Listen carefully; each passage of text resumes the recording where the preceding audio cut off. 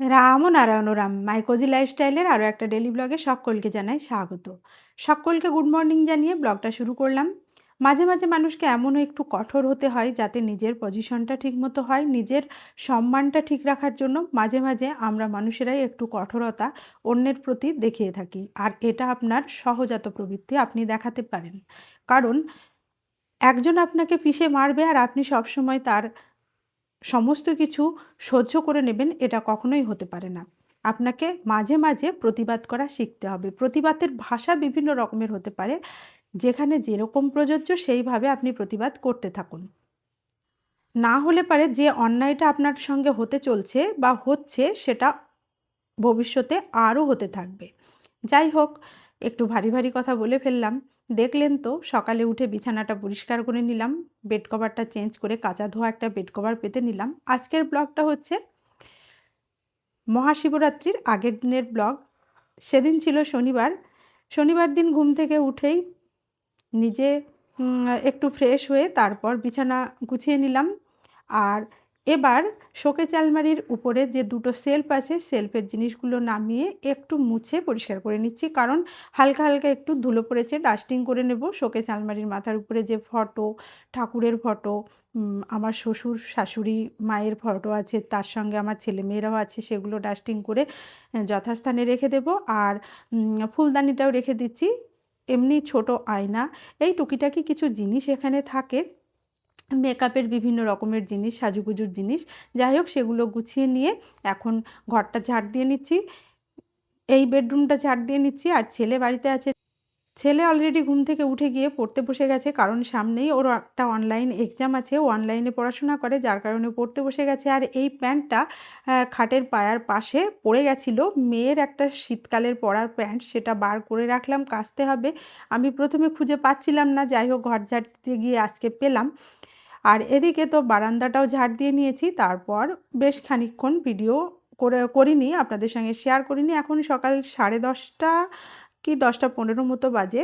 আর সকালের চা খাওয়া দাওয়া কমপ্লিট হয়ে গেছে। এই যে আগামী দিন যেহেতু পুজো আছে, পুজোর কিছু জিনিস ঘরে ছিল, সেগুলো বার করে রেখেছি। আর আপনাদের দাদাভাই বাজার করে এনেছে, বাজার থেকে এনেছে কাঁচা আম। সামনেই মেয়ে আসবে, মেয়ে চাটনি খেতে ভালোবাসে, তাই কাঁচা আম এনেছে। আর এই পাকা তেঁতুল এনেছে, একদম নতুন পাকা তেঁতুল, এগুলো কিন্তু পুরনো তেঁতুল নয়। আর এই পাতাটা হচ্ছে বোধহয় পালং শাকের পাতা, বাজার থেকে কিনেছে। আমাদের সামনেই একটু গিয়ে একটা বড় বাজার আছে, বেশ খানিকক্ষণ যেতে হয়, ওই 30-40 মিনিট মতো, 30 মিনিট মতো। সেই বাজার থেকে এনেছে পাকা তেঁতুল। এই সময় নিয়ে গুছিয়ে রাখলে কিন্তু সারা বছর থাকে, মানে রোদ্রে দিয়ে রাখতে হবে। আর এদিকে পুজোর বাজার সেরে নিয়ে চলে এসেছে, পুজোর বাজারগুলো এই ঠাকুর ঘরেই রাখা হলো। আর বিনস এনেছিল। যাই হোক, এখন সকালের খাওয়া দাওয়াটা সেরে নিচ্ছি। সকালে আজকে মুড়ি, মুড়কি আর দই কলা দিয়ে খাওয়া হবে। মুড়ি না, এটা হচ্ছে খই, আমি মুড়ি ভুল বলেছি, খই মুড়কি আর দই দিয়ে খাওয়া হবে। সকালের খাওয়া দাওয়া তো শেষ করে নিয়েছি। তারপর যেহেতু আগামী দিন পুজো আছে, ফ্রিজটা মুছে নিচ্ছি, ফ্রিজের সুইচটা অফ করে দিয়ে শেলফগুলো বার করে নিচ্ছি। তারপর পুরো ফ্রিজটা এই কাপড় দিয়ে মুছে নেব। তারপর ওই শেলফগুলো, মানে ফ্রিজের ভেতরে যে কাচের র্যাকগুলো আছে, ওগুলো সাবান জল দিয়ে ধুয়ে নেব। বেশ কিছু জিনিস বার করেছি, আর কিছু কিছু জিনিস আবার বার করিনি। যেমন ওই যে শেলফের দিকে দেখছেন, প্যাকেটের ভেতরে বেশ কিছু জিনিস আছে, ওগুলো তেমন কিছু নয়, ওগুলোর ভেতরে সবজি রাখা আছে, এই ক্যাপসিকাম, কাঁচা লঙ্কা, টমেটো, শিম, এইগুলো আর কি। আর ফ্রিজের বাইরেটাও মুছে নিলাম। এবার শেলফগুলো মুছে নিচ্ছি। শেলফগুলো হচ্ছে কাঁচের, যার কারণে একটু সাবধানতার সঙ্গে মুছে সাবান দিয়ে পরিষ্কার করে ধুয়ে নিচ্ছি, মুছে নিচ্ছি সেইভাবে না, সাবান দিয়ে ধুয়েই নিলাম। শুকানোর পরে ফ্রিজের ভেতরে ঢুকিয়ে দেবো। যাই হোক, সমস্ত শেলফগুলো পরিষ্কার করে নিলাম, নিয়ে এবার রান্নাটা বসিয়ে দিচ্ছি। প্রথমেই ভাতটা বসিয়ে নিচ্ছি। ভাতটা প্রথমে বসিয়ে নিলাম, কারণ হচ্ছে আমাদের এবারে চালটা খুব একটা ভালো হয়নি, ভাতটা হতে অনেকটা সময় লাগে, যার কারণে ভাতটা আগে বসিয়ে দিলাম। আর এদিকে সয়াবিনটা ভেজানোর জন্য জল ঢেলে লবণ দিয়ে গ্যাসের উপরে বসিয়ে রাখলাম। তারপর বাঁধাকপিটা কেটে নিচ্ছি, কারণ আজ হচ্ছে শনিবার, শনিবারে আমাদের যেহেতু নিরামিষ রান্না হয়, তাই বাঁধাকপি তরকারি করব আর সয়াবিন আলুর তরকারি করব, এটাই ঠিক করেছি। বাঁধাকপি আমি একটু সরু সরু করে কাটতে পছন্দ করি। আমার মনে হয় বাঁধাকপি একটু সরু করে কেটে নিলে পারে তরকারির স্বাদটা বোধহয় বেশি হয়। আপনারা কারা আমার সঙ্গে একমত আমাকে একটু কমেন্ট করে জানাবেন। আর বাঁধাকপি পুরোটাই করে নিচ্ছি, যদি একটু বেশি থাকে পরের দিন খাওয়া হবে। বাঁধাকপি অনেকটাই ছিল, পুরোটাই করে নিয়েছি, নারকেল বাঁধাকপি ছিল এটা। আর এদিকে দেখুন আমার সয়াবিনটা ভেজানো হয়ে গেছে, ভাতটাও ফুটতে শুরু করে দিয়েছে, আর সবজিও আমার কাটা কমপ্লিট হয়ে গেছে। আর স্নানের জন্য গরম জল বসিয়ে দিয়েছি, গরম জলটা নিয়ে গিয়ে এখন স্নানটা সেরে পুজোটা করে নেব। আজকে স্নান সেরে পুজোটা করে তারপর যাব সবজিগুলো রান্না করতে। ভাতটা আগে করে রাখলাম, আগেই তো বলেছি ভাতটা হতে সময় লাগে, যার কারণে ভাতটা নামিয়ে দিয়ে স্নান করতে গেছিলাম। আজকে পুজোর আর ডিটেলস ভিডিও শেয়ার করলাম না, পুজো করে নিয়েছি, আরতিটা করে নিলাম, ধূপ প্রদীপ দেখিয়ে এটুকুনি শেয়ার করলাম। আর ধূপ প্রদীপ দেখিয়ে আরতি করি, আর এই যে ধূপের গন্ধটা ঘরে রয়ে যায়, এই গন্ধটার জন্য ঘরটায় আসতে কিন্তু ভীষণ ভালো লাগে। একটা পুজো পুজো ভাইবস, একটা পজিটিভ ভাইবস কিন্তু এই ঘরের ভেতরে, পুজোর ঘরের ভেতরে থাকে। দেখবেন প্রায় প্রত্যেকের ঘরেই এরকমটা হয়। যাই হোক, পুজো পাঠ কমপ্লিট হয়েছে, এখন চলে এসেছি রান্নাঘরে। রান্নাঘরে এসে প্রথমে কাঁচা লঙ্কা আর লবণ দিয়ে বাঁধাকপির জন্য আলুগুলো কষিয়ে নিচ্ছি। এরপরে লবণ, হলুদ, জিরে গুঁড়ো, ধনে গুঁড়ো, অল্প একটু লাল লঙ্কার গুঁড়ো দিয়ে আলুগুলো কষিয়ে নিয়ে ভাপিয়ে নেওয়া বাঁধাকপিটা দিয়ে ভালো করে কষিয়ে নিলাম। তারপর মটরশুঁটিগুলো দিয়ে ঢাকনা লাগিয়ে বাঁধাকপিটা একেবারে লো ফ্লেমে সেদ্ধ করতে রাখলাম। আর এদিকে আপনাদের দাদা ভাইয়ের জন্য স্নানের জল বসিয়েছিলাম, সেটা নামিয়ে নিয়ে সয়াবিন আলুর তরকারি করব বলে আলুটা কষিয়ে নিলাম। আর টমেটো দিয়েছি, আর মশলা হিসাবে দিয়েছি জিরে গুঁড়ো, ধনে গুঁড়ো, লাল লঙ্কার গুঁড়ো, আদা আর কাঁচা লঙ্কা বাটা।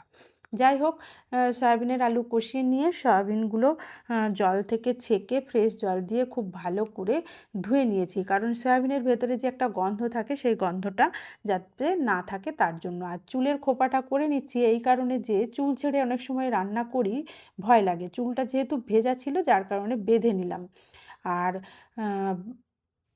এদিকে মুগ ডাল ফোড়ন দিয়ে বাঁধাকপিটা ফোড়ন দিয়ে নিলাম। নামানোর আগে একটু গুঁড়ো দিয়েছিলাম, ওই ময়দার গুঁড়ো আর ধনেপাতা দিয়েছিলাম, দিয়ে যাই হোক বাঁধাকপি করে নিয়েছিলাম আর সয়াবিন আলুর তরকারি করে নিয়েছিলাম। খাওয়া দাওয়ার পরে সেলফগুলো ঢুকিয়ে দিলাম ইয়ের ভেতরে আর কি, ফ্রিজের ভেতরে।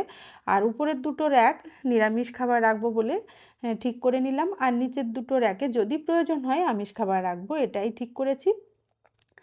ফ্রিজের ভেতরে র্যাকগুলো, সেলফগুলো ঢুকিয়ে দিয়ে এসে এখন সেট করে রেখে এসে এখন রান্নাঘরটা পরিষ্কার করে নিচ্ছি। রান্নাঘরটায় প্রথমে গ্যাসটা মুছে নিচ্ছি, তারপরে কিচেন কাউন্টারগুলো মুছে নেব, ওয়াল টাইলসটা মুছে নেব সাবান মাখিয়ে স্কচব্রাইটে। এভাবেই প্রতিদিন ওয়াল টাইলসগুলো থেকে শুরু করে কিচেন কাউন্টারগুলো সমস্তই আমি পরিষ্কার করি। রান্নাঘর পরিষ্কার করার ভিডিও আর সেভাবে শেয়ার করা হয় না, যেহেতু ভিডিও শেয়ার করা হয় না। আজকে ভিডিও করে রেখেছিলাম তাই শেয়ার করলাম। দেখুন একদম নিট অ্যান্ড ক্লিন করে রান্নাঘরের কিচেন কাউন্টারটা পরিষ্কার করে নিয়েছি। এরপর একটু রেস্ট নিয়েছিলাম, তারপর সন্ধ্যার ঠিক আগ মুহূর্তে শীতের যে পোশাকগুলো আগের দিন কেচে ভাঁজ করে রেখেছিলাম সেগুলো বাক্সের ভেতরে পুরে রাখছি। না হলে ঘরে ইঁদুর হয়েছে, ওভাবে যদি বিছানার উপরে রয়ে যায় ভাঁজ করা জামাকাপড়, কখন কেটে দেবে তার ঠিক নেই, যার কারণে বাক্সের ভেতরে পুরে রাখলাম। আর এদিকে দেখুন আমার মেয়ের একটা লেহেঙ্গা আছে, সেটাই বাক্সের ভেতরে রাখি, একটা বড় প্যাকেটের ভেতরে, মানে চিকচিকি প্যাকেটের, প্লাস্টিক প্যাকেটের ভেতরে রেখে দিলাম আর কি। নিয়ে বাক্সের ভেতরে রেখে ঢাকনা লাগিয়ে দিলাম, ইঁদুরে কাটার কোনো ভয় থাকলো না। এবার যাব সন্ধ্যা প্রদীপ জ্বেলে নিতে। পরের দিন যেহেতু আছে, শিবরাত্রি আছে, আজকের দিন এমনি শনিবার আমরা নিরামিষ খাই, তবে শিবরাত্রির আগের দিন কিন্তু নিরামিষই খেতে হয়, যেহেতু পরের দিন শিবরাত্রির ব্রত পালন করব সেই কারণে। আর শনিবার ছিল, নিরামিষ তো খাওয়াই হয়েছে। এখন সন্ধ্যা প্রদীপ জ্বেলে নিচ্ছি, আর একটা গাছে জবা ফুল ফুটেছিল সেই জবা ফুলটা তুলে এনেছি। পুজো করার আগে ফুল তুলতে যেতে পারিনি, কারণ অনেকটাই ফুল ছিল আর কি, গাঁদা ফুল, সেই ফুল দিয়ে পুজো করে নিয়েছিলাম। ছাদে যখন গাছে জল দিতে গেছিলাম দেখছিলাম জবা ফুল ছিল বিকেলবেলায় আর কি, সেই জবা ফুলটা তুলে আনলাম, মা লক্ষ্মী শ্রীচরণে অর্পণ করব। সন্ধ্যা প্রদীপ তুলসী মঞ্চে দেখিয়ে দিয়ে এলাম।